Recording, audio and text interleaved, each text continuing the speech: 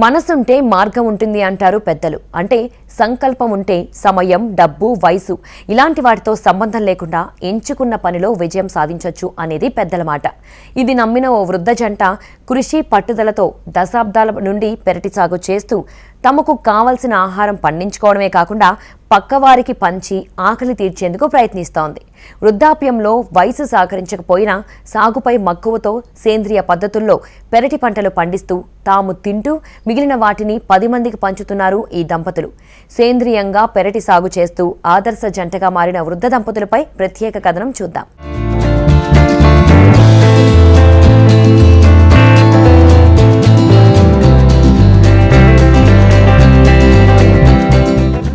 మీరు చూస్తున్న ఈ వ్యక్తి పేరు అల్లా వెంకటేశ్వర్ రెడ్డి.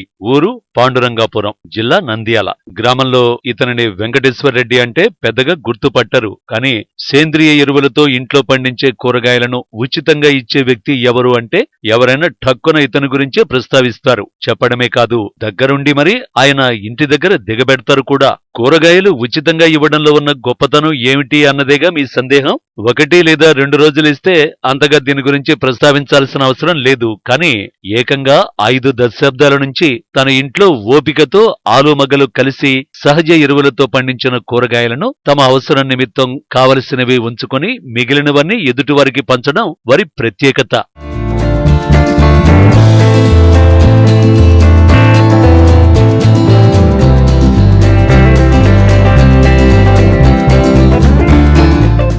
అల్లా వెంకటేశ్వర రెడ్డికి 93 సంవత్సరాలు ఉంటే ఆయన సతీమణికి 85 సంవత్సరాలు ఉంటాయి.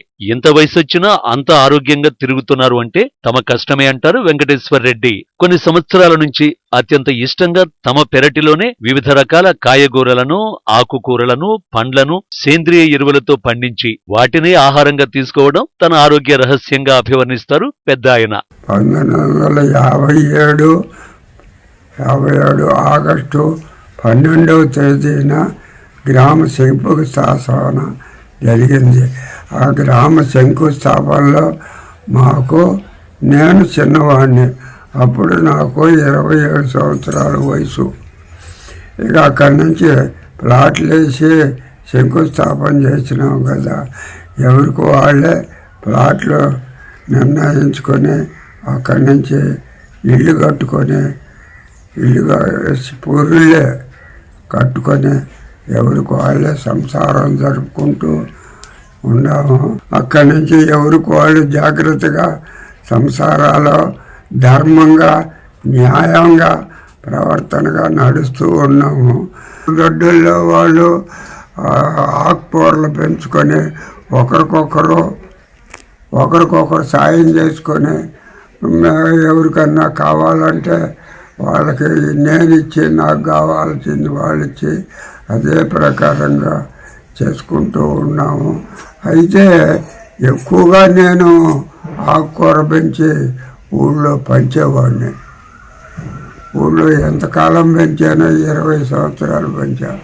20 సంవత్సరాలు ఆకుకూర, అన్ని కాయగూరలు ఏమి కాయగూరలు లేదని కాకరకాయ కూరతో కూడా, మట్టికాయతో కూడా పండించేవాడిని. పండించి అందరికీ చేయించేవాళ్ళు. ఏది అమ్మటం కానీ చేయటం కానీ జరగదు. అయ్యగారికి కూడా ఇచ్చేవాళ్ళు. ఆకుకూరలు 4-5 రకాల ఆకుకూరలు ఉన్నాయి. ఆకుకూరలు కూడా కట్టలు కట్టి ఇచ్చేవాడు నేను. అయితే నేను చేసినట్టుగా ఇతర వాళ్ళు చేయలేదు. అయితే కొంతమంది చేసి ఉంటారు. మేము దినంగా మిగిలినవన్నీ ప్రజలకి పంచిపెడుతూ వచ్చాము. ఈ పోయిన సంవత్సరం వరకు పంచిపెడుతూ వచ్చాము. 20 సంవత్సరాలు, సుమారుగా 20 సంవత్సరాలు కూరగాయలు కానీ, గెనిసిగడ్డలు కూడా పండించి బంధుత్వంలోనికి రోజు వారికి ఇచ్చేవాడిని. గ్రామంలో ఎవరికి కూరగాయలు కావాలన్నా వారి చూపు వెంకటేశ్వరరెడ్డి ఇంటి వైపే ఉంటుందని, అంతలా పండిన ప్రతి పంటను ఇరుగు పొరుగు వారికి పంచడం చేస్తారని గ్రామస్తులు చెబుతున్నారు. 9-10 వయసు దాటినా నేటికి యువకుడిలా వెంకటేశ్వరరెడ్డి కష్టపడుతుంటే ఆయనకు సహాయ సహకారాలు అందించేందుకు ఆయన భార్య సైతం సిద్ధంగా ఉంటుందని సంతోషం వ్యక్తం చేస్తున్నారు. అన్ని రకాల కాయలు పండిస్తూ ఉంటాడు, అందరికీ పెడతా ఉంటాడు. ఆయన నువ్వు కోసుకో అంటూ ఉంటాడు. అన్నీ బాగా ఎంతో బాగా ప్రేమతో ఉంటాడు. వచ్చిన ఏదో ఒకటి పెట్టి పంపిస్తాడు, ఊరిక పానీయుడు బాగా చూసుకుంటాడు. అయ్యా సొంతం పండిస్తాడు, సొంతం కూర్చుని తిరగదవుతాడు, దొడ్డంతా తిరగదవుతాడు, తవ్వి పంటలు వేసుకుని అవన్నీ ఇప్పుడు పెట్టాడు. మళ్ళీ ఇంకొక నెల పోతే కానీ కాయలు వస్తాయి, బాగా అందరికీ పెడతాడు. ఇంత వయసు వచ్చి 93 సంవత్సరాలు ఆయనకి. ఈ వృద్ధ దంపతులను ఆదర్శంగా తీసుకున్న గ్రామస్తులంతా తమ ఇంటి ఆవరణలో కూరగాయలను, పండ్లను, అలాగే పూల మొక్కలను పెంచడంతో పాటు వ్యవసాయంలో సైతం ఎలాంటి ఫర్టిలైజర్ మందులని వాడకుండా సేంద్రియ ఎరువులను వాడి పంటలను పండించి ప్రజలకు స్వచ్ఛమైన ఆహారాన్ని అందించేందుకు కృషి చేస్తున్నారు. త్వరలోనే ప్రకృతి వ్యవసాయ గ్రామంగా మార్చేందుకు ప్రయత్నం చేస్తామని ధీమాగా చెబుతున్నారు.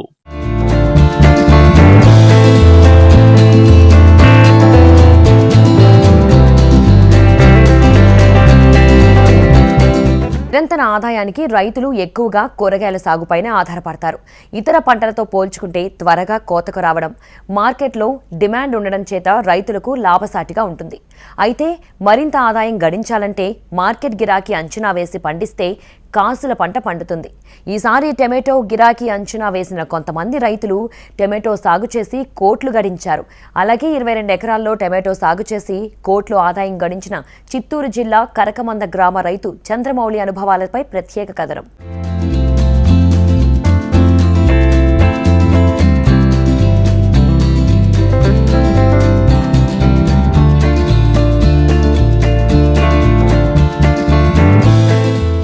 గత కొద్ది రోజులుగా దేశంలో టమాటా ధరలు ఆకాశాన్నంటుతున్నాయి. సామాన్యులు, మధ్యతరగతి కుటుంబాలు టమాటాలను కొనాలంటేనే భయపడిపోతున్నారు.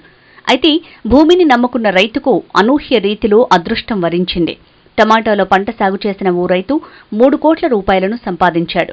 వ్యవసాయంపై పెట్టుబడి పెట్టి ఎంతో మంది రైతులు వలసలు వెళ్లిన ఘటనతో పాటుగా ఆత్మహత్యలు చేసుకున్న ఘటనలు అనేకమే ఉన్నాయి.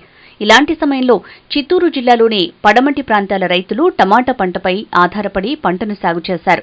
సీజన్ మొదట్లో టమాటాకు సరైన గిట్టుబాటు ధర లేక చాలామంది రైతులు అప్పుల ఊబిలో చిక్కుకున్నారు. ఈ సమయంలో ఎవరూ ఊహించని రీతిలో దేశవ్యాప్తంగా టమాటాకు అధిక ధర రావడంతో టమాటా రైతులు ఊపిరి పీల్చుకున్నారు. దీంతో ఇన్నాళ్లు అప్పులు చేసి బతుకు జీవుడా అంటూ బతుకును సాగించిన రైతుల జేబులు ఇప్పుడు గలగలమంటున్నాయి.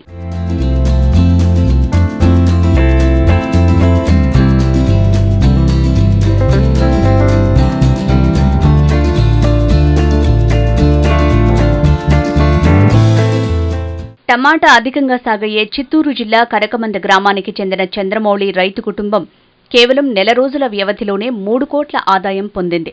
వేసవి అనంతరం వచ్చే పంటకు మంచి ధర వస్తుందని ఆ కుటుంబం గుర్తించింది. పలుమార్లు టమాటా పంట నష్టాలు రుచి చూసినా పట్టు విడవకుండా తిరిగి అదే పంటను ఎన్నుకున్నారు. ఏప్రిల్లో మొక్కలు నాటి జూన్ నాటికి దిగుబడి ప్రారంభమయ్యేలా జాగ్రత్తలు తీసుకున్నారు. ఈ ఏడాది ఏప్రిల్లో సాహు రకం టమాటా మొక్కలు 22 ఎకరాలలో నాటారు. కట్టెసాగు విధానంలో మల్చింగ్, సూక్ష్మ సేద్య పద్ధతులు పాటించారు. జూన్ చివర్లో దిగుబడి మొదలైంది. దిగుబడిని జిల్లాకు దగ్గరగా ఉండే కర్ణాటకలోని కోలార్ మార్కెట్లో విక్రయించారు. వేలంపాటలో 15 కిలోల పెట్టె ధర 1000 నుంచి 1500 మధ్య పలికింది. ఇప్పటి వరకు 40,000 పెట్టెలు విక్రయించగా 4 కోట్ల ఆదాయం వచ్చినట్టు రైతు తెలిపారు. అందులో ఎకరాకు 3 లక్షల చొప్పున 22 ఎకరాలకు 70 లక్షల పెట్టుబడి పెట్టాడు. కమిషన్ 20 లక్షలు, రవాణా ఖర్చులు 10 లక్షలు పోను ఆదాయం వచ్చిందని హర్షం వ్యక్తం చేశారు. అన్న మీ పేరునా? మీ పేరునా? మీరు ఎన్ని సంవత్సరాలు చేస్తున్నారు ఇది టమాటాల వ్యవసాయం? 23 సంవత్సరాలు చేస్తున్నాను. మీకు లాస్ట్ కరోనా సీజన్లో ఎట్లుండింది నా పరిస్థితి? బాగా దెబ్బతింది. 2 ఇయర్స్ ముందు బాగా దెబ్బతింది. ఈ సంవత్సరం ఏదో దేవుడు సుమారుగా పెట్టుబడి ఎంత మాత్రం అయిండొచ్చు? 70 లక్షలు. 70 లక్షలు అయింటుందా? సరే. గత కొద్ది రోజులుగా దేశవ్యాప్తంగా టమాటా ధరలు మండిపోతున్నాయి.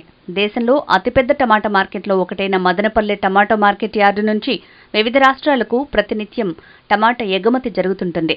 ఒక్కసారిగా టమాటా ధర అధికం కావడంతో టమాటా రైతుల సంతోషానికి హద్దుల్లేవు.